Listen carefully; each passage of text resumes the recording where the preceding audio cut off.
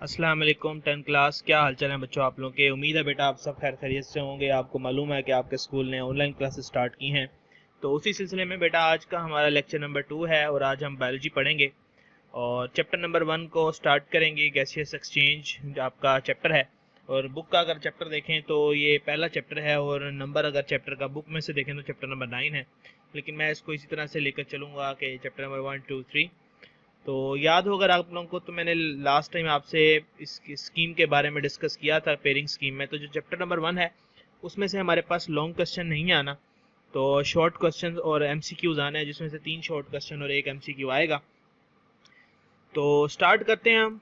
Topic जो आज हमारे पास है वो टॉपिक 10.1 है और इसमें हम इंट्रोडक्शन पढ़ेंगे और गैसियस एक्सचेंज इन प्लांट्स को डिस्कस करेंगे। तो बुक्स ओपन कर लें बेटे ताकि हम अपना चैप्टर स्टार्ट कर सकें। उम्मीद है बेटा आप लोगों ने बुक्स ओपन कर ली होंगी।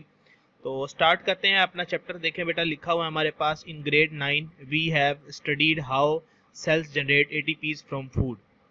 कह रहा है कि 9th क्लास में आप लोगों ने पढ़ा था कि सेल्स कैसे खाने से एटीपी बनाते हैं। अगर आप लोगों को याद हो तो हमने बायोएनर्जेटिक्स में ये डिस्कस किया था। सेलुलर रेस्पिरेशन की अब ये आपके पास डेफिनेशन है, ठीक है। तो इसको आपने मार्क कर लेना है यहाँ से यहाँ तक। देखिए लिखा हुआ है, cellular respiration is the process in which the carbon hydrogen bonds in the food are broken down by oxidation reduction reactions and the energy is transferred into ATP. कहता है कि सेलुलर रेस्पिरेशन क्या है। कहता है सेलुलर रेस्पिरेशन एक process है जिसमें फूड के अंदर मौजूद कार्बन और हाइड्रोजन के बॉन्ड टूटते हैं। वो किस तरह से टूटते हैं हमारे पास कि उसमें ऑक्सीजन आती है और ऑक्सीजन क्या करती है, कार्बन हाइड्रोजन के बॉन्ड को ब्रेक करती है, जिससे ऑक्सीडेशन होती है, हाइड्रोजन रिमूव होता है तो रिडक्शन होती है और आपके पास एनर्जी जो बनती है उसको एटीपी में कन्वर्ट कर दिया जाता है। तो इसको हम क्या कहते हैं, सेलुलर रेस्पिरेशन, ठीक है। तो अब आप आगे चलें तो जो रेस्पिरेशन है वो दो तरह की होती है, एक होती है एरोबिक और एक होती है एनारोबिक। तो कहता है in aerobic respiration oxygen is use and there is complete oxidation of food material. कहता है कि जो एरोबिक रेस्पिरेशन होती है, एमसीक्यू है बेटा, उसके अंदर क्या होता है कि ऑक्सीजन की प्रेजेंस में रेस्पिरेशन होती है जब, तो उसको हम एरोबिक रेस्पिरेशन कहते हैं। और इसके अंदर जो फूड है वो कम्प्लीटली ऑक्सीडाइज होती है, मतलब कंप्लीट ऑक्सीडेशन होती है, ठीक है। आगे चले तो कहता है carbon dioxide and water are also produced in this process. तो कहता है कि एरोबिक रेस्पिरेशन का जो बाय प्रोडक्ट है, तो as a by product carbon dioxide and water produce होते हैं। तो ये अलग एमसीक्यू कहता है, organisms get the oxygen needed for cellular respiration from the environment and provide it to the cells, ठीक है। तो ये आपके पास एमसीक्यू है। तो कहता है कि सेलुलर रेस्पिरेशन के लिए ऑक्सीजन कहाँ से लेते हैं ऑर्गेनिजम्स, वो लेते हैं अपने एनवायरनमेंट से और फिर उसको सेल्स में भेजते हैं और सेल में फिर हमारे पास सेलुलर रेस्पिरेशन होती है। आगे चलें तो देखें लिखा हुआ कहता है, the carbon dioxide produced during cellular respiration is taken out of the cells and ultimately from the body. कहता है वो जो कार्बन डाइऑक्साइड और जो बनती है एक्स्ट्रा, वो क्या होती है, वो फिर बॉडी से बाहर निकाल दी जाती है, ठीक है। तो वो किस तरह से बाहर निकलती है, देखें लिखा हुआ कहता है, taking in oxygen and giving out of carbon dioxide is termed as gaseous exchange. तो ये आपके पास एक शॉर्ट क्वेश्चन है कि गैसियस एक्सचेंज क्या होता है। तो कहता है कि जो ऑक्सीजन का बॉडी के अंदर लेके जाना और कार्बन डाइऑक्साइड का बॉडी से बाहर निकालना गैसियस एक्सचेंज कहलाता है। ब्रीदिंग क्या है बेटा, the term breathing is used for the process through which animal takes in air in their body and gets out oxygen from it and then give out the air for getting rid of carbon dioxide। तो ये breathing है। Breathing basically, breathing में क्या हम एक actually पूरा process जो breathing है, यानी देखें ना गैसियस एक्सचेंज क्या था, ऑक्सीजन अंदर लेके गए, कार्बन डाइऑक्साइड बाहर निकाल दी, तो गैसियस एक्सचेंज हो गया। लेकिन अब ब्रीदिंग क्या है कि भाई किस तरह से ऑक्सीजन बॉडी के अंदर गई, मतलब वो प्रोसेस क्या है, नाक के थ्रू वो सारा पार्ट से, फिर किस तरह से ऑक्सीजन जो एक्स्ट्रा कार्बन डाइऑक्साइड थी वो वापस बॉडी से बाहर निकलती है, तो उसको हम क्या कहते हैं, ब्रीदिंग, ठीक है। तो लिखा हुआ कहता है breathing and respiration are not synonyms. कहता है जो ब्रीदिंग और रेस्पिरेशन है वो सिनोनिम्स नहीं है। Respiration involves the mechanical and biochemical process whereas breathing is only the mechanical और फिजिकल प्रोसेस, ठीक है। तो ये आपने इनके डिफरेंस के लिए याद रखना है कि रेस्पिरेशन और ब्रीदिंग का डिफरेंस आ जाता होता है अक्सर बोर्ड में। तो पहले तो आप डेफिनेशन लिख देंगे, उसके बाद क्या है देखें कि कहता है कि जो रेस्पिरेशन है इसमें मैकेनिकल और बायोकेमिकल प्रोसेस इन्वॉल्व है, ठीक है। नहीं मैकेनिकल और बायोकेमिकल, मैकेनिकल क्या है कि किस तरह बॉडी मूवमेंट होती है और हमारे पास ऑक्सीजन अंदर आ रही है, ठीक है। तो वो ब्रीदिंग और उसका सेम है, लेकिन रेस्पिरेशन में बायोकेमिकल प्रोसेस भी हो रहा है, ऑक्सीडेशन रिडक्शन रिएक्शन भी हो रहा है, लेकिन ब्रीदिंग में ऐसा कोई केमिकल रिएक्शन नहीं होता, उसमें सिर्फ एक्सचेंज ऑफ गैसेज होती है। ठीक है, तो ये बहुत बड़ा डिफरेंस है, तो याद रखें दोनों सिनोनिम्स हैं, ब्रीदिंग अलग चीज़ है, रेस्पिरेशन अलग चीज़ है। तो टॉपिक अब अपना हम मेन स्टार्ट करते हैं गैसियस एक्सचेंज इन प्लांट्स। अभी जो गैसियस एक्सचेंज इन प्लांट्स है बेटा, इसमें बेसिकली 2-3 शॉर्ट क्वेश्चन आते हैं ज़्यादातर बोर्ड के अंदर। तो इसके लिए ये है कि मैं आपको ये समझा पूरा दूंगा कि प्लांट्स में गैसेस का एक्सचेंज किस तरह से होता है। देखिए लिखा हुआ कहता है प्लांट्स हैव नो ऑर्गन और system for the exchange of gases with the environment. Every cell of the plant body exchange gases with the environment by its own. कहता है प्लांट्स में ह्यूमंस की तरह कोई खास सिस्टम नहीं है जिसके जरिए वो क्या कर सके, गैसेस को एक्सचेंज कर सके। तो कहता है प्लांट का हर जो सेल है वो अपने तौर पे एनवायरनमेंट से क्या करता है, गैसियस एक्सचेंज करता है। अगर देखिए कहता है the leaves and young stems have stomata in their epidermis, the gaseous exchange occurs through these stomata. The inner walls of the leaves mesophyll and the stems also have air spaces among them which help in the exchange of gases।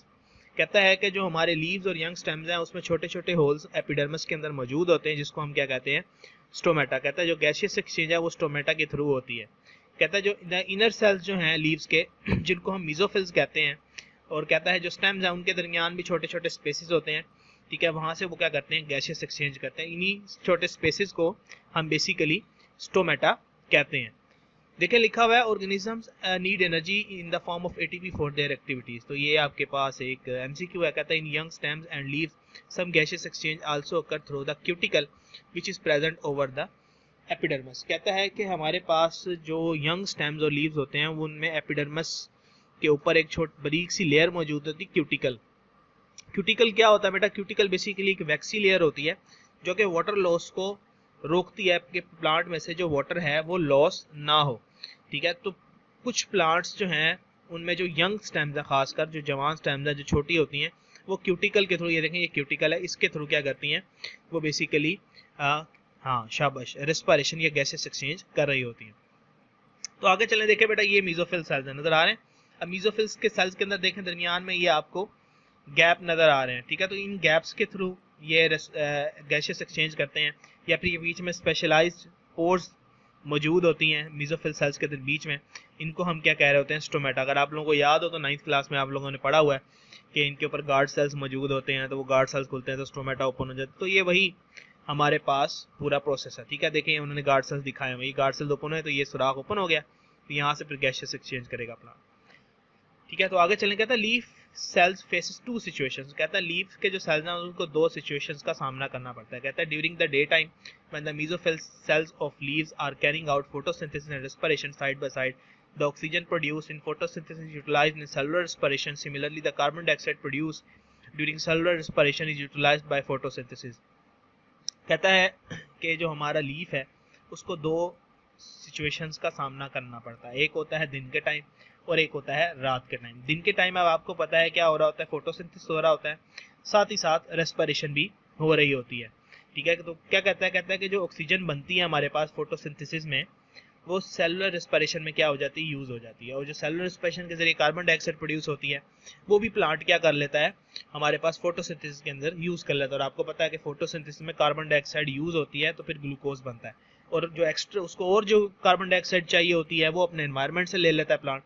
लेकिन रात में क्या होता है, रात में अब हमारे पास फोटोसिंथेसिस नहीं हो रही होती। तो देखें लिखा हुआ है however during night when there is no photosynthesis occurring the leaf cells get oxygen from the environment and release carbon dioxide through stomata। अब रात में वो क्या करता है, कहता है कि फोटोसिंथेसिस नहीं हो रही तो लीव्स क्या करते हैं, एनवायरनमेंट से ऑक्सीजन लेना शुरू कर देते हैं और कार्बन डाइऑक्साइड नहीं लेते, बल्कि कार्बन डाइऑक्साइड क्या करते हैं वो एनवायरनमेंट में रिलीज करते हैं। इसी वजह से रात के टाइम दरख्तों के नीचे जाने से मना किया जाता है और उसके नीचे सोने से मना किया जाता है, क्योंकि रात के टाइम जो दरख्त हैं या प्लांट्स हैं वो कार्बन डाइऑक्साइड रिलीज कर रहे होते हैं और ऑक्सीजन रिलीज नहीं करते।